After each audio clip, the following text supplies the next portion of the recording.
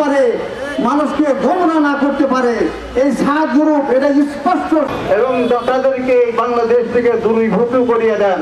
ইয়া আল্লাহ, হককে আপনি আন্দোলন শান্তিপূর্ণভাবে চলতে থাকবে ইনশাআল্লাহ। এই পর্যায়ে সভাপতির বক্তব্য নিয়ে আসছেন। পড়ছে, কেউ তাহাজ্জুদের নামাজ পড়ছে, আমাদের সাথে কেউ জিকিরে বসে আছে।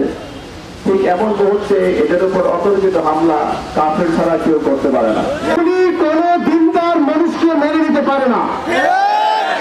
মুফতি আমিনী সাহেব রহমতুল্লাহ আলাইহি বলতেন, একদল সম্পর্কে বলতেন হাতে হস্তান্তর করতে হবে ইনশাআল্লাহ।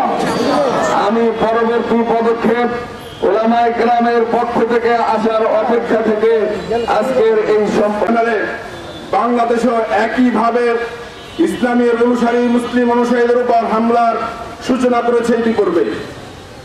আপনারা সব কাদিয়ানীদের দালালেরা হুঁশিয়ার সাবধান, হুঁশিয়ার সাবধান, হুঁশিয়ার সাবধান, নারায়ে তাকবীর।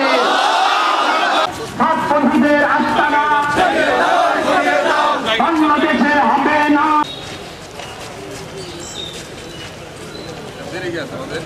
আসসালামু আলাইকুম।